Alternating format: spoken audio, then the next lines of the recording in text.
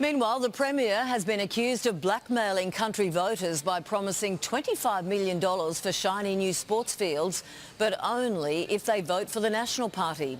Gladys Berejiklian made a low-key visit to Orange today and it backfired.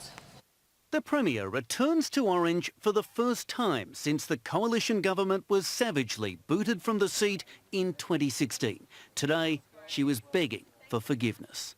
We've learned the lesson of ignoring local communities, and that was a huge wake-up call for us. She came armed with a pre-election sweetener, $25 million for a new sporting complex, but on one condition. This will only happen if Kate's the member.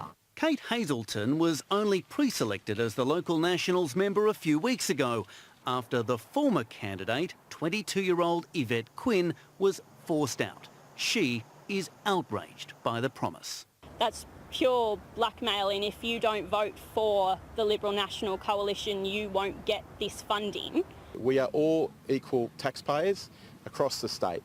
It shouldn't matter who your local independent or local representation is as to whether or not your community gets funding. The Premier knows this state election will be won or lost in the bush, and so today's announcement is not just a desperate bid to reclaim Orange from the Shooters, Fishers and Farmers Party, it's also a way of neutralising Labor's attack that her stadium's policy ignores the bush.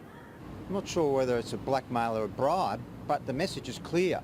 If you don't do what you're told, you're not going to get your stadium. Meanwhile, the demolition of Allianz Stadium, due to start on Friday, has now been delayed, with a barrister for Lend-Lease confirming in the Land and Environment Court today the wrecking balls are now not due until late February, after a legal challenge from local residents has been heard. Daniel Sutton for 10 News First.